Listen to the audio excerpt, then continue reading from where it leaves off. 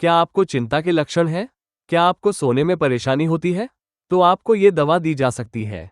नमस्कार दोस्तों, हमारे चैनल सिंपली मेडिसिन में आपका स्वागत है। आज हम बहुत ही उपयोगी दवाओं में से एक लोराज़ेपम पर चर्चा करने जा रहे हैं। इस वीडियो में आप इस दवा के बारे में पूरी जानकारी जानेंगे, जिसमें ये कैसे काम करती है, इसे कैसे लेना है, इसकी खुराक क्या है, उपचार के दौरान क्या दुष्प्रभाव देखे जाते हैं और ध्यान रखने योग्य महत्वपूर्ण सावधानियां शामिल हैं। ये सारी जानकारी इस वीडियो में शामिल की जाएगी।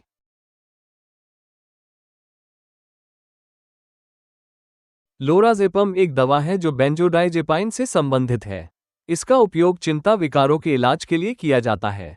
इसका उपयोग लोगों में नींद लाने के लिए भी किया जा सकता है। यह एटिवान, लोपेस, लापोस, ट्रैपेक्स और कई अन्य जैसे विभिन्न ब्रांडों के तहत उपलब्ध है। लोराज़ेपम एक बेंजोडाइजेपाइन है। आप नाम में उनके प्रत्यय को देखकर बेंजोडाइजेपाइन की पहचान कर सकते हैं। उन्हें उनके प्रत्यय एजेपम से पहचाना जा सकता है।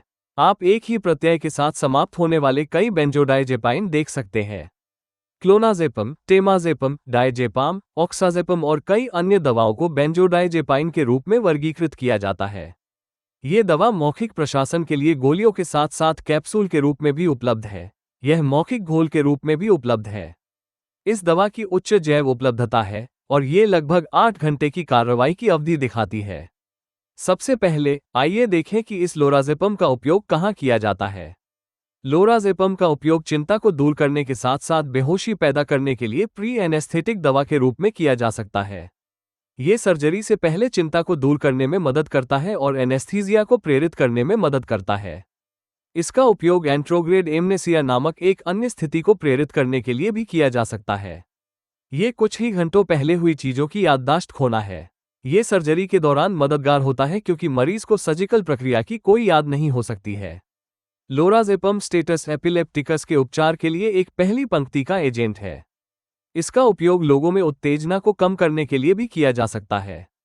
एक ऑफ लेबल उपयोग के रूप में लोराज़ेपम का उपयोग कीमोथेरेपी प्रेरित मतली और उल्टी को नियंत्रित करने के लिए भी किया जा सकता है। जब लोराज़ेपम को अंतःशिरा मार्ग से दिया जाता है तो ये तेजी से काम करना शुरू कर देता है। इसलिए इसे लोगों में बेहोशी लाने और चिंता को कम करने के लिए पसंदीदा दवा के रूप में इस्तेमाल किया जा सकता है। दोस्तों, अब देखते हैं कि यह कैसे काम करता है। लोराज़ेपम आपके मस्तिष्क पर न्यूरोनल गतिविधि को कम करने के लिए काम करता है। ये गाबा नामक एक मध्यस्थ गामा एमिनोब्यूट्रिक एसिड की क्रिया को बढ़ाता है। चिंता न्यूरोनल उत्तेजना में वृद्धि की एक स्थिति है जिसके परिणामस्वरूप कुछ उत्तेजक न्यूरॉन्स की सक्रियता हो सकती है। कई चिंतानाशक या तो उत्तेजना को कम करके या अवरोध को बढ़ाकर अपनी क्रिया उत्पन्न कर सकते हैं। निरोधात्मक न्यूरोट्रांसमीटरों में गाबा महत्वपूर्ण अमीनो एसिड न्यूरोट्रांसमीटरों में से एक है। चिंता का नियंत्रण गाबा रिसेप्टर्स से जुड़ा हुआ है। वे आयनोट्रोपिक रिसेप्टर्स हैं जो निरोधात्मक प्रतिक्रिया दिखाते हैं। जब गाबा इन गाबा रिसेप्टर्स से जुड़ता है तो वे अंदर की ओर जाने वाले क्लोराइड चैनल खोलते हैं। ये क्लोराइड को झिल्ली में प्रवेश करने की अनुमति देता है, जो हाइपरपोलराइजेशन उत्पन्न करता है। लोराज़ेपम इन गाबा रिसेप्टर्स को सक्रिय करके गाबा की क्रिया को बढ़ा सकता है। ये गाबा एगोनिस्ट नहीं है और यह सीधे उसी साइट से नहीं जुड़ता है जहां गाबा जुड़ने वाला है। इसके बजाय ये गाबा रिसेप्टर्स पर बेंजोडाइजेपाइन बाइंडिंग साइट नामक एक अन्य साइट पर कार्य कर सकता है। इस साइट पर लोराज़ेपम बंध सकता है, जो गाबा रिसेप्टर्स के लिए गाबा के बढ़ते बंधन की सुविधा प्रदान करता है। इसके परिणामस्वरूप क्लोराइड चैनल खुल जाते हैं ताकि क्लोराइड आयन अधिक आसानी से झिल्ली में प्रवेश कर सकें, जिसके परिणामस्वरूप हाइपरपोलराइजेशन बढ़ जाता है। यह एक बढ़ी हुई निरोधात्मक प्रतिक्रिया उत्पन्न करता है जो चिंता के लक्षणों के साथ साथ ऐंठन को भी नियंत्रित कर सकता है। दोस्तों, अब देखते हैं कि लोराज़ेपम की खुराक क्या है और इसे कैसे लेना है। आप लोराज़ेपम को 2 रूपों में प्राप्त कर सकते हैं: इमीडिएट रिलीज टैबलेट और एक्सटेंडेड रिलीज कैप्सूल।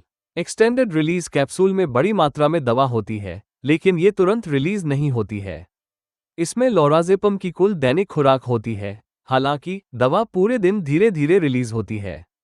इसलिए चिंता के उपचार के लिए उन्हें प्रतिदिन एक कैप्सूल के रूप में इस्तेमाल किया जा सकता है। इसलिए एक्सटेंडेड रिलीज कैप्सूल कभी कभी अधिक पसंद किए जाते हैं। इमीडिएट रिलीज टैबलेट अलग अलग ताकत में उपलब्ध हैं, जो 0.5 मिलीग्राम से 2 मिलीग्राम तक शुरू होते हैं। विस्तारित रिलीज कैप्सूल के मामले में यह 1 मिलीग्राम से 3 मिलीग्राम तक उपलब्ध है।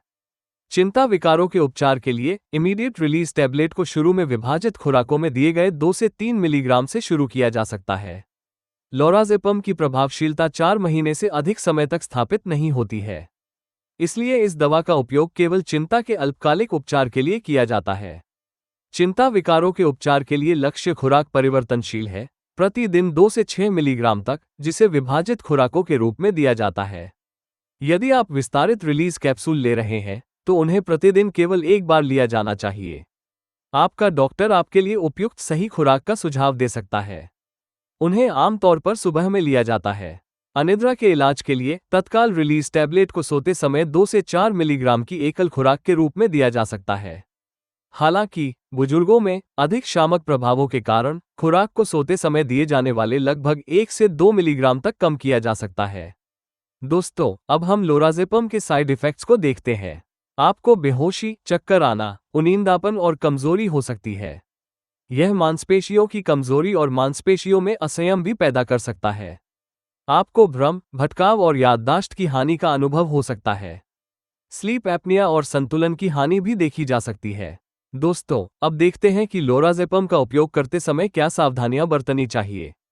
लोराज़ेपम केंद्रीय अवसाद पैदा कर सकता है, इसलिए इसे अन्य दवाओं के साथ सावधानी से दिया जाना चाहिए जो फिर से केंद्रीय अवसाद पैदा करते हैं। दर्द को नियंत्रित करने के लिए ओपियोइड जैसी कुछ दवाओं का उपयोग किया जाता है। वे आपके मस्तिष्क पर भी कार्य करते हैं।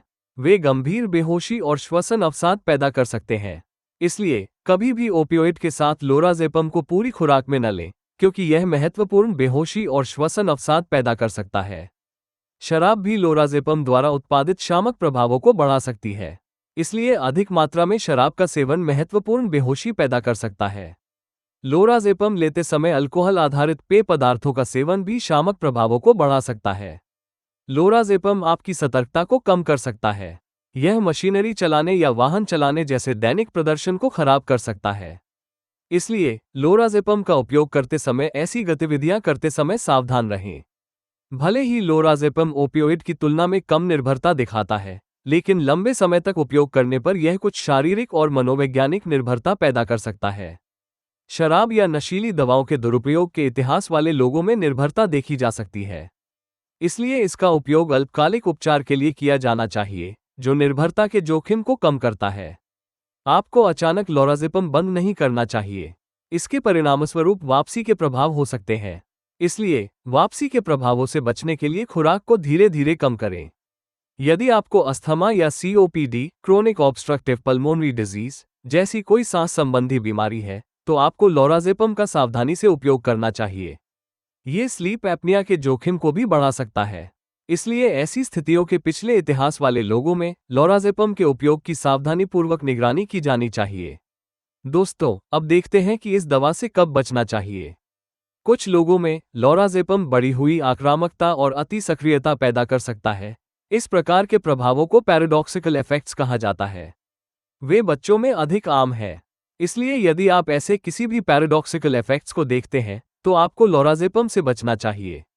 यदि आपको तीव्र संकीर्ण कोण मोतियाबिंद है तो आपके लिए लोराज़ेपम की सिफारिश नहीं की जाती है। स्लीप एपनिया नामक स्थिति ब्रोंकोकंस्ट्रिक्शन और सांस लेने में कठिनाई से जुड़ी होती है। लोराज़ेपम ब्रोंकोकंस्ट्रिक्शन को और जटिल बना सकता है। इसलिए ऐसे लोगों में लोराज़ेपम के इस्तेमाल की सलाह नहीं दी जाती है। गंभीर श्वसन अवसाद वाले लोगों में लोराज़ेपम से बचना चाहिए। ये दवा इंट्राधमनी प्रशासन के लिए उपयुक्त नहीं है। दोस्तों, ये है लोराज़ेपम के बारे में पूरी जानकारी। इस वीडियो को देखने के लिए धन्यवाद। अगर आपको ये जानकारी वाकई उपयोगी लगी तो कृपया लाइक बटन दबाएं और इस वीडियो को अपने दोस्तों के साथ शेयर करें। कृपया इस चैनल को सब्सक्राइब करना न भूलें। हमारे अगले वीडियो में हम एक और महत्वपूर्ण दवा पर चर्चा करेंगे। तब तक अपना ख्याल रखें, स्वस्थ रहें और सुरक्षित रहें। धन्यवाद।